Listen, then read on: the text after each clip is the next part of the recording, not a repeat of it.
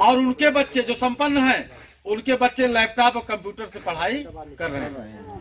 ये हमारे बच्चे जो है कैसे पढ़ेंगे? इस पे आप लोग सोचिए, इस पे आप लोग सोचे कभी कि बच्चे बर्बाद हो रहे हैं, ये इनको कैसे बचाया जा सकता है।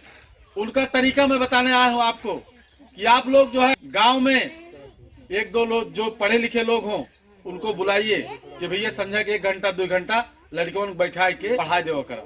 तो शाम को 1 घंटा निःशुल्क कोचिंग चलवाइए।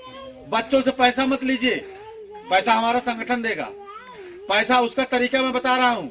गांव के लोग, आप लोग 10 रुपया 20 रुपया 50 रुपया चंदा लगाइए, चंदा लगाइए गांव के लोग। एक टीचर की जिम्मेदारी आप लोगों को स्वयं निभानी होगी। उसका तरीका मैं बता रहा हूँ, कैसे निभाओगे आप जिम्मेदारी उसको।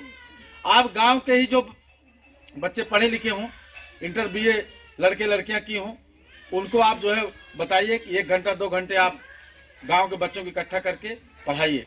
और उनको जो लोग पढ़ाएं उनको 1000-2000 रुपया महीना आप लोग दे सकते हैं। 100 रुपया 50 रुपया चंदा लगा करके आप लोग जो तमाम तरह के मेला देव थाने में जो खर्च करते हैं, अगर 100 रुपया उसमें से 50 रुपया महीना अगर आप बचाते हैं गांव के लोग, तो 2000-2500 रुपया आप इकट्ठा कर सकते हो महीना भर में। और उसी पैसे का इन बच्चों के लिए निःशुल्क कोचिंग खुलवाइए, इनको पढ़वाइए। अगर आप ये बात नहीं कर पा रहे हो, अगर आप ये काम नहीं कर पा रहे हो, अगर आप गांव में कोचिंग चलवाने के लिए पैसा आपके पास नहीं है, तो हमारा संगठन मोस्ट कल्याण संस्थान ये आपको जो है मदद करेगा, आपको सहयोग करेगा, और बदले में हम कुछ आपसे नहीं लेंगे। यह काम आप सोचेंगे ये काम मैं क्यों कर रहा हूँ? यह काम बाबा साहब के निर्देश पे कर रहा हूँ, क्योंकि बाबा साहब ने कहा था इस बात को कि समाज को शिक्षित करो। उस शिक्षित करने की क्रम में, उस शिक्षित करने की कड़ी में ये हमारी नहीं, सबकी जिम्मेदारी बनती है। आपकी जिम्मेदारी बनती है, हमारी भी सबकी जिम्मेदारी बनती है कि बाबा साहब के पहले निर्देश समाज को शिक्षित करो, उसके लिए हम लोग काम करना है। अगर काम नहीं करोगे आप उस पे, आने वाली पीढ़ी बर्बाद हो जाएगी, इसको आप बचा नहीं पाओगे। यह चीज आप लोग सोचिएगा, विचार करिए। जैसे अभी कुछ लोग कह रहे थे तो वहां क्या मिलेगा, यहाँ आने से क्या मिलेगा, यह चीज आप लोग सोचिए। इन बच्चों की पढ़ाई को बचाना है। अगर इन बच्चों के भविष्य को, आज मैं निवेदन करने आया हूँ, अपील करने आया हूँ आपसे, आज से आप लोग गांव में शिक्षा का माहौल बनाइए, पठन पाठन का माहौल बनाइए, गांव में शिक्षा के लिए लोगों को प्रेरित करिए। और उसमें सिर्फ एक जात के बच्चों को नहीं, OBC SC माइनॉरिटी के आपके जो बच्चे हैं, अगल बगल जो भी बच्चे हैं OBC SC माइनॉरिटी के, उनको भी बुलाइए, वो भी बच्चे आकर के पढ़ें। पहला काम ये हो गया। दूसरी चीज,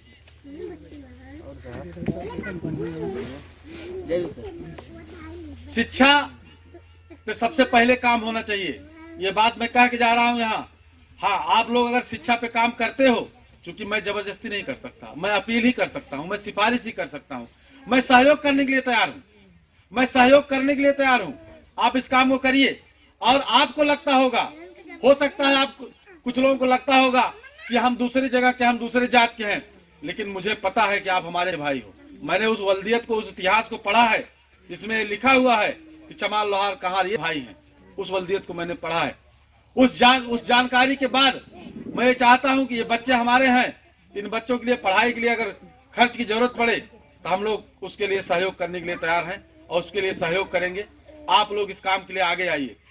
अगर आप लोग इस काम के लिए आगे आते हो, मान लीजिए कोचिंग आप लोगों ने खुलवाया है और पैसा आपके पास कम पड़ रहा है, जितना पैसा महीने में कम पड़े, आप हमारे नवीन जी से जो है बता दीजिए इतना। जैसे मान लीजिए आपने 1500 रुपया आपको महीने में इकट्ठा हुआ और टीचर जो है ले रहा है 3000 रुपया, टीचर को 3000 दे रहे हैं, तो 1500 रुपया कम पड़ रहा है आपका। आप हमारे नवीन जी से बताइए कि भैया कोचिंग शुरू की लेकिन पैसा कम पड़ता बा, तो पैसा जितना कम पड़ेगा उतना पैसा हमारा संगठन आपको हर महीने दिया करेगा। लेकिन कि आप लोग जो पैसा नाजायज बर्बाद कर रहे हो, उस पैसे को नाजायज बर्बाद करना बंद कर दो। उस पैसे को आपको बचा करके कहाँ खर्च करना है?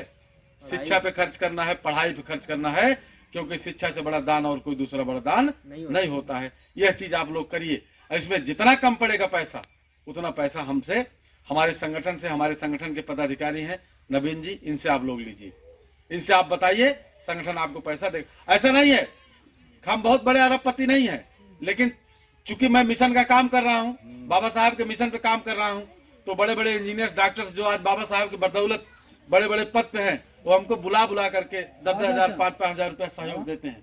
वो हमको बुला करके देते हैं सहयोग। मैं यहाँ आपसे पैसा नहीं लूंगा, एक भी पैसा मांगने नहीं आया हूँ।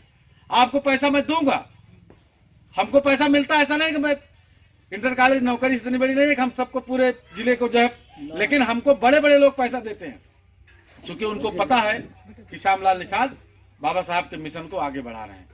पहला काम तो मेरे साथ ही ये हो गया शिक्षा पे। तो क्या मैं मान लूं शिक्षा के लिए आप लोग काम करेंगे, बाबा साहब के बताए हुए रास्ते पे चलते हुए यहाँ शिक्षा के लिए कोचिंग खोलने का या इस तरह प्रयास करेंगे आप लोग, ऐसा माने हम? कितने लोग तैयार हैं बात से? ये बात होना चाहिए।